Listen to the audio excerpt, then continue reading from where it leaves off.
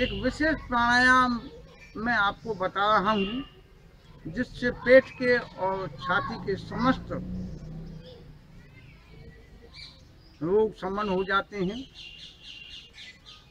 आप पहले नाभि पर ध्यान करें।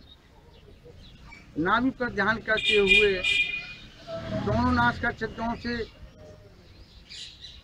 सांस को उदर में भर लें।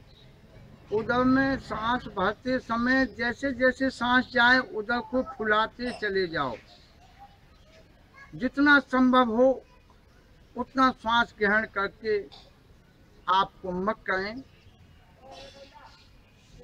सहज भाव कुंभक करके आप दोनों नासिका छिद्रों से या अनुलोम विलोम से जैसे आप इच्छा हो सांस को बाहर निकालें, अर्थात रेचक करें। रेचक करते समय आप पेट को अंदर की ओर जितना संभव हो पिचकाते चले जाएं।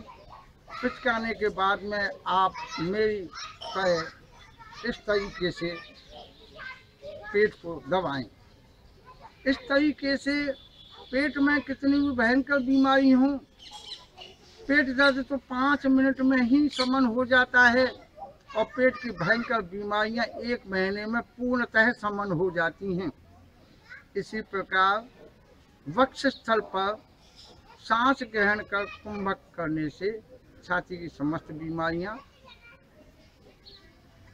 ठीक हो जाती हैं। छाती पर प्राणवायु को ग्रहण करने के लिए जो ये कंठकूप है, इस पर ध्यान किया जाता है। कंठकूप पर ध्यान करके अगर हम श्वास ग्रहण करें तो वो केवल वक्षस्थल में ही अर्थात छाती में ही स्थित होगा, पेट से उसका कोई संबंध नहीं होगा। इस तरह छाती में प्राणवायु को भरकर कंठकूप पर ध्यान लगाते हुए रम या ओम का बीज का उच्चारण मानसिक करें और जितना संभव हो कुंभक करके बाहर सांस को निकालें, प्राणवायु को निकालें, अर्थात रेचक करें। इस प्रकार 5 से 10 प्राणायाम करने पर कितने भी छाती के भयंकर रोग हों 1 महीने में शमन हो जाते हैं। दर्द वगैरह के मामले में मैंने बताया कि वो केवल 10 मिनट में शमन हो जाते हैं।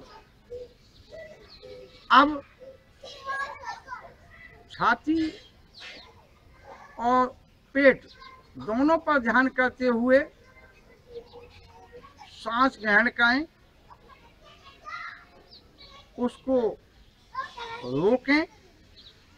रोकने के बाद में सांस को बाहर निकालें। इसमें आपको वही क्रिया करनी है कि सांस लेते समय जितना आप छाती और उदर में भर सकें उतना भरते चले जाएं और दोनों को फुलाते चले जाएं। उसके बाद सांस निकालते समय दोनों को पिचकाते चले जाएं और पिचकाने के बाद में अपने दोनों हाथों की उंगलियों से इस तरीके से पेट और वक्षस्थल को दबाएं। इससे उदर संबंधी और छाती संबंधी एक साथ समस्त बीमारियों का शमन हो जाता है। आज के एपिसोड में बस इतना ही बताया जाएगा। अगले एपिसोड में बहुत से लोगों की आकांक्षा के मुताबिक मैं आपको स्पिरिचुअल साइंस के मामले में ब्रह्मांड रचना के संबंध में बताऊंगा, जो कि पूर्णतः विज्ञान से संबंध रखता है। मैं पहले ही बता चुका हूँ, पदार्थ विज्ञान की तरह आध्यात्म भी एक पूर्णतः विज्ञान है। धन्यवाद।